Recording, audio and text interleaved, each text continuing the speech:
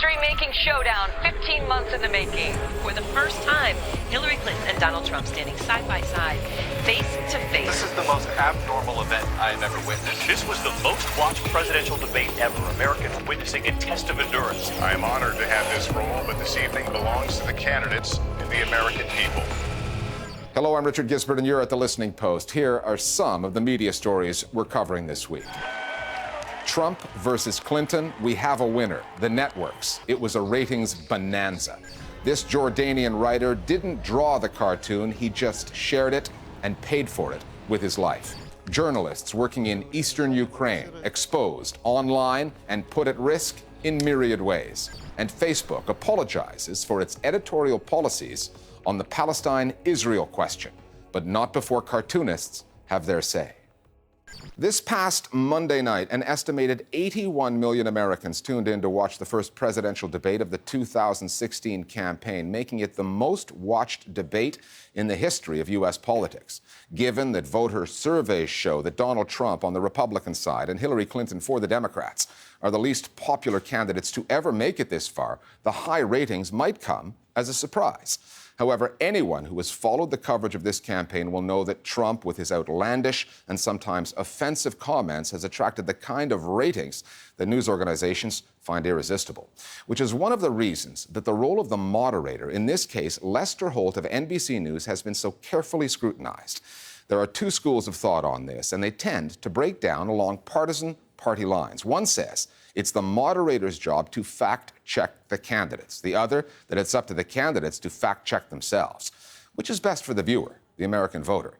Our starting point this week is the site of the debate, Hofstra University in the state of New York.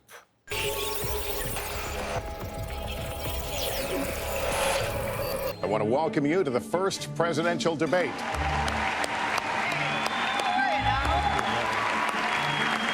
You had Hillary Clinton being the first female presidential nominee. And then you have Donald Trump, and you just never know what he's going to do.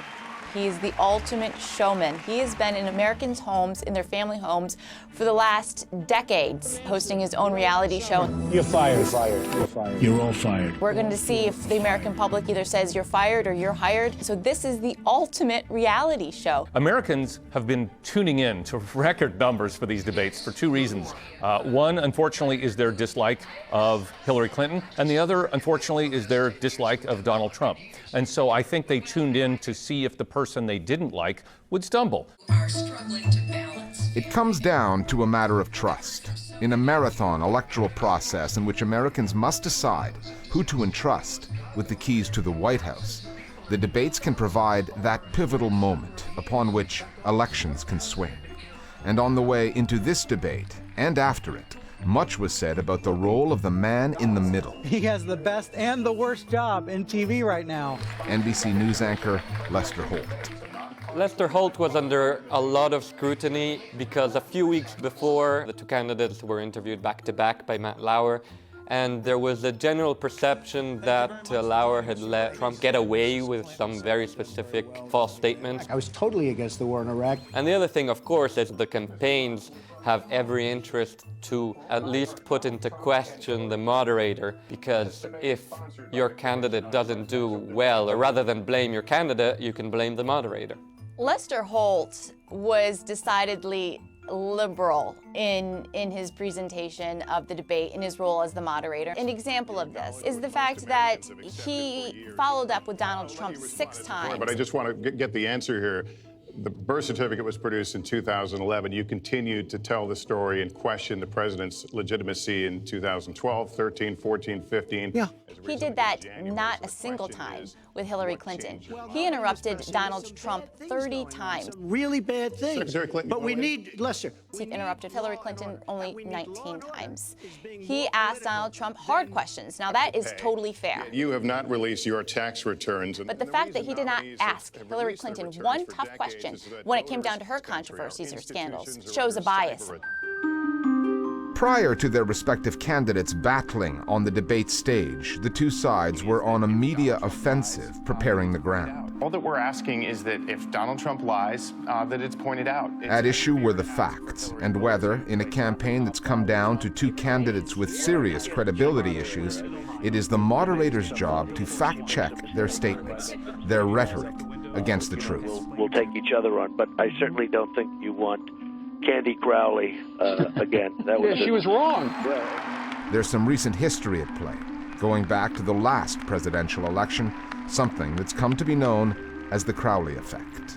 In the 2012 election cycle, there was a debate with CNN host Candy Crowley, and Mitt Romney claimed that President Obama didn't call Benghazi an act of terror. It took the president 14 days before he called the attack in Benghazi an act of terror. Get the transcript. And then Candy Crowley, the CNN moderator, jumped in and said, actually, He did call it an act of terror. but Mitt Romney looked very surprised, and it made him standing there looking a bit foolish. And it made a big brouhaha afterwards, even though I didn't think it was that big of a deal. And so ever since then, especially Republicans have been sensitive about moderators interjecting to correct someone. And so that's why they're calling it the Candy Crowley effect. Can you say that a little louder, Candy?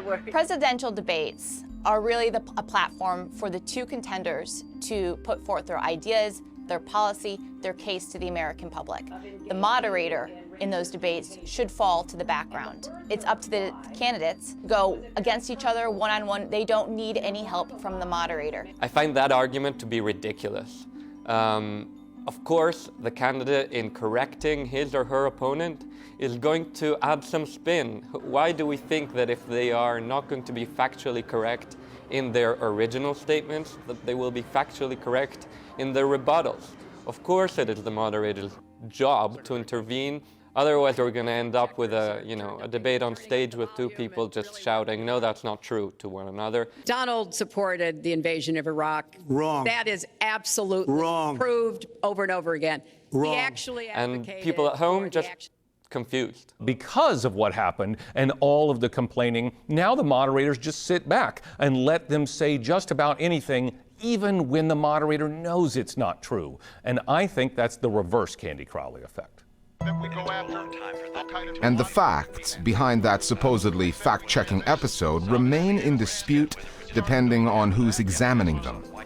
Over the past decade or so, analysts studying politics and media have coined a new term, arguing that we are now living in a post-fact world in which the truth does not always matter. Politicians appealing to emotions can ignore factual rebuttals through the repeated use of talking points. And with trust in societal institutions, including the media, falling, there is a lack of faith in the journalists who used to be relied upon as honest brokers. I view it as kind of being a... Some do not even pretend to play that role. Chris Wallace of Fox News is one of them. He will moderate the third debate and has already made it clear where he stands on the facts and fact-checking. What do you do if they make assertions that you know to be untrue? That's not my job. That's not your job. I do not believe that it's my job to be a truth squad. It's up to the other person to catch them on that. There's been almost an overcorrection to the point where people are getting fed up with the fact checkers.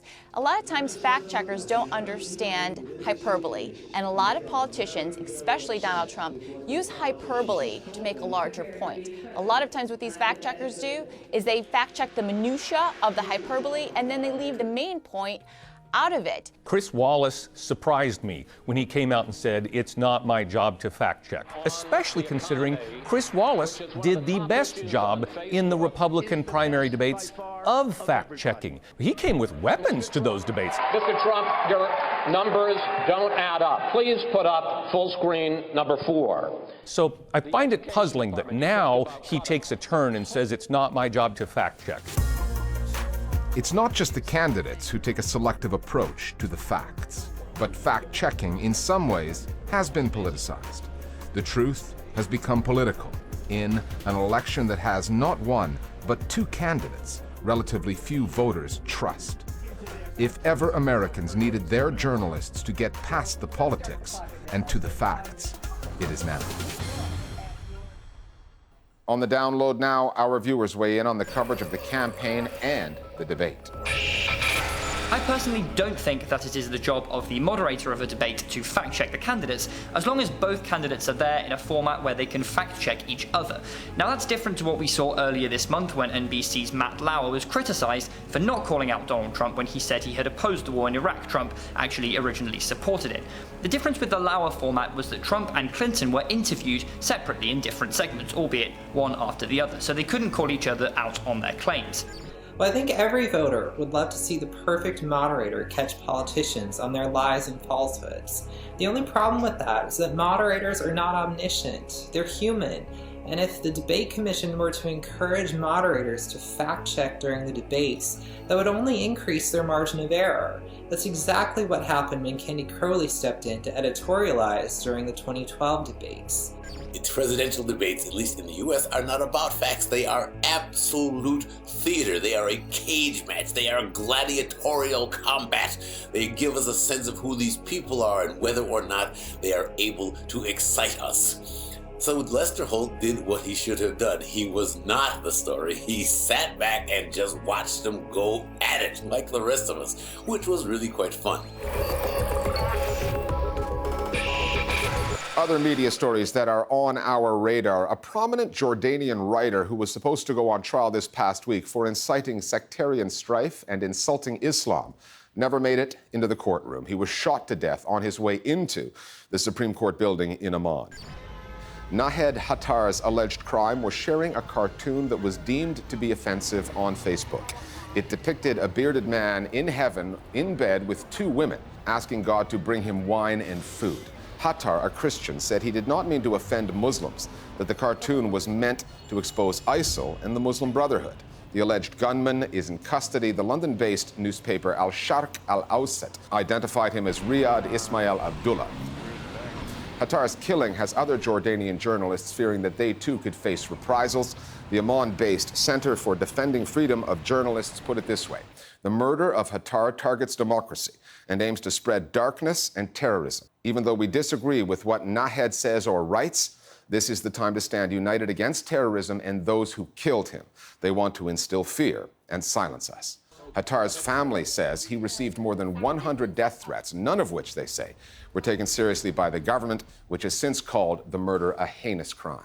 Border authorities in Great Britain have confiscated the Syrian passport of a prominent critic of the Assad government. It turns out that they did so because the Assad government, which the UK government opposes, simply asked them to. Zeyna Erhaim is based in Turkey, where she has contributed to The Economist, The Guardian, and Al Hayat, among others. She was stopped by UK border officials upon landing at London's Heathrow Airport. Questioned for more than an hour, told her passport had been reported stolen and had it seized. Erhaim used that same passport without any problems to travel to the UK 6 months ago when she collected an award from the Index on Censorship for her journalism. That organization's chief executive, Jody Ginsburg, says, "I am appalled and frankly ashamed. This is a woman who has risked her life simply to do what every good journalist aspires to do, bring both sides of the story." A spokesperson for the UK Interior Ministry was quoted in the Daily Mail saying, "Our first priority is the security of our borders, and if a passport is reported as lost or stolen by a foreign government, we have no choice but to confiscate it." The South African Broadcasting Corporation, the SABC, is sticking by its embattled chief operating officer. It's even giving him a bonus of $1 million. Officially, Claudi Mutsaneng is SABC's acting COO. Since his appointment back in 2011, South African media reports have seen him accused of intimidating SABC staff, lying on his CV about his qualifications, instructing journalists to censor coverage of violent protests, and banning live radio call-ins to silence criticism of the ruling African National Congress government. A few years ago, a high court ruled that given his fabricated qualifications and his habit of increasing his own salary, Mutsaneng's permanent appointment as COO was invalid. Despite calls to resign, he's held on to his job, albeit in an acting role. During his tenure, SABC has seen its credibility plummet and its finances dwindle. The network is expected to post a loss of around $37 million this year, but has still managed to find the bonus money for Mutsaneng. There was headline news from eastern Ukraine this past week, the region known as Donbass, when a Dutch-led multinational team of investigators concluded that Russian-built missiles were used to shoot down that Malaysia Airlines plane 2 years ago, killing almost 300 people. The aircraft was brought down about 6 months after the revolution centered in Kiev that ousted the former pro-Moscow president Viktor Yanukovych, and the media war there has been ongoing ever since. Twice this year, a pro-Kiev website called Mirotvorets has leaked online the personal data of thousands of journalists who applied for accreditation to cover the fighting in the East. The justification offered by the site that many journalists have been collaborating with separatist pro-Russian forces there. Many Ukrainians in both East and West do see journalists as participants, even foot soldiers, in the conflict over Donbass. The challenge for reporters and news consumers is navigating through the confusion and misinformation while still upholding freedom of the press. The Listening Post's Nick Muirhead now on Ukraine and the dangers of the information war with Russia.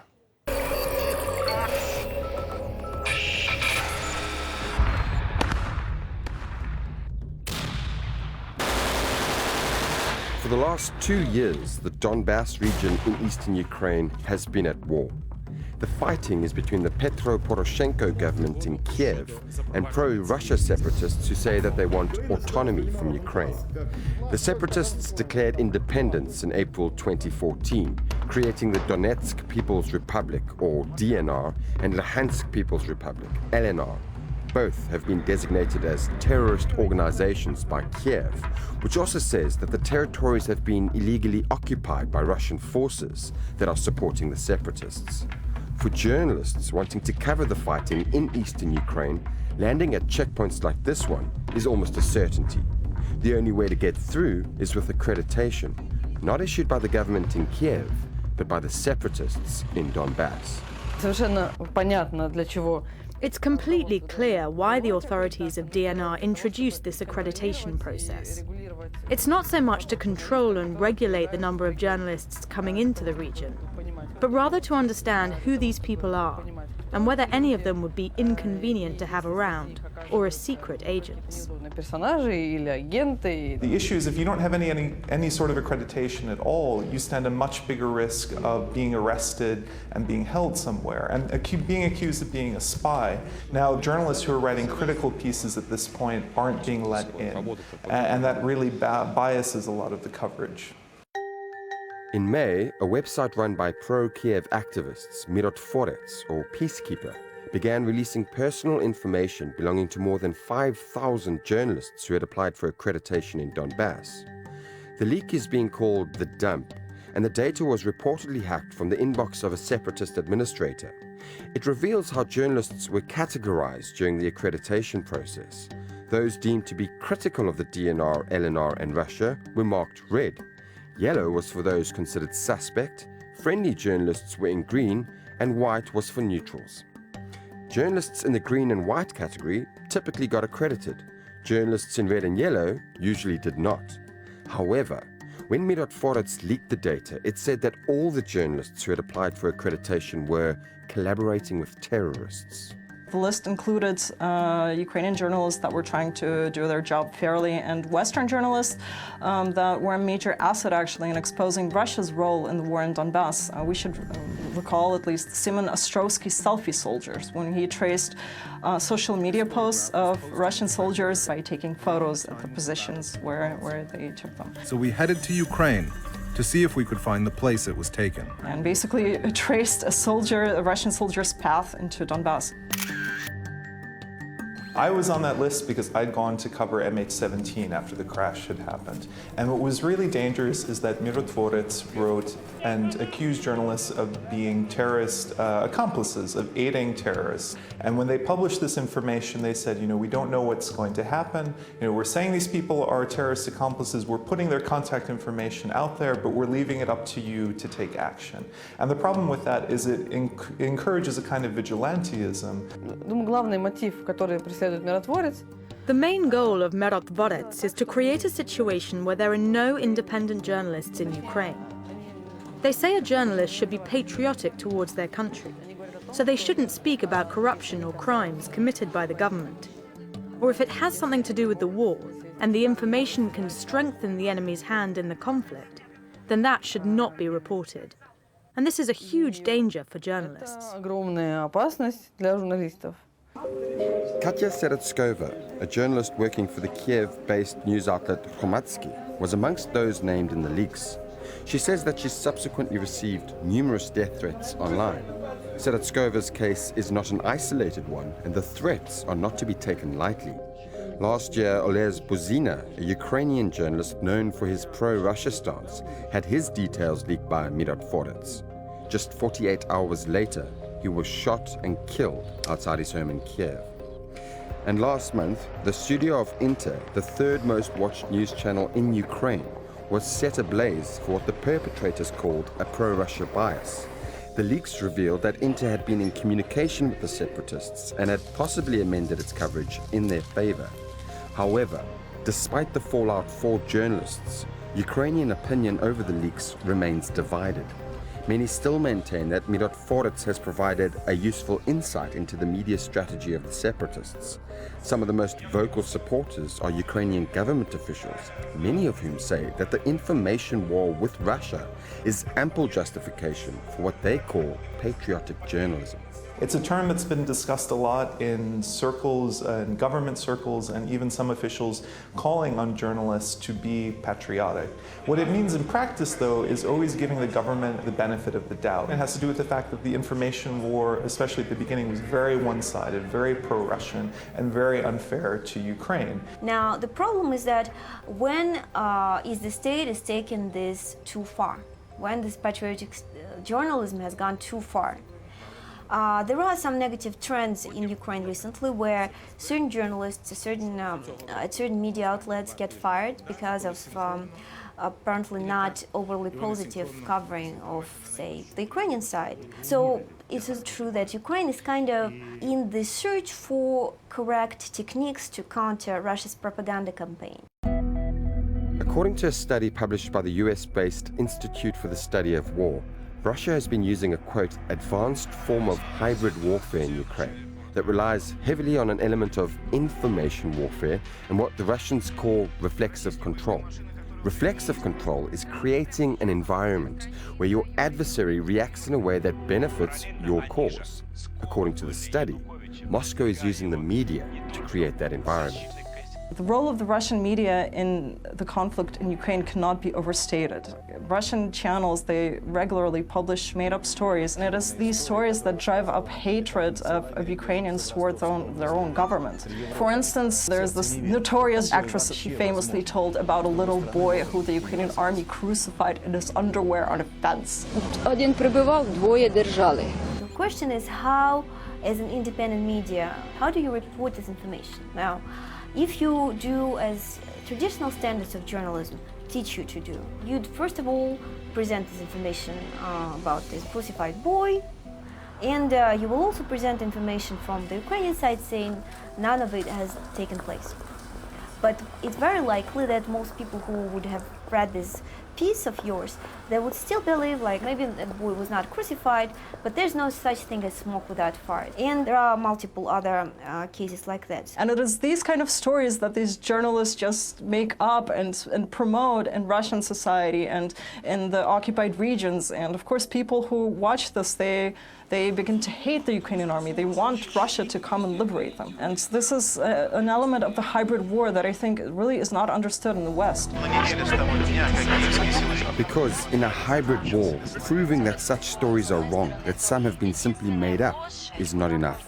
Like the details of those journalists, they are already out there, creating an environment where the media have become a target. And when that happens, the real question becomes, who benefits? And finally, Facebook found itself in the news again this past week when it was accused of taking sides over Palestine and Israel.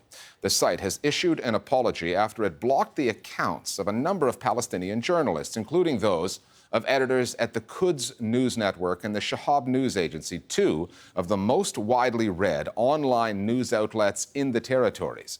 The incident provoked cartoonists, including one as far away as Brazil, to tweet their visual versions of this story. We leave you now with some of the reactions to Facebook's latest editorial faux pas currently being shared online, and we'll see you next time here at The Listening Post.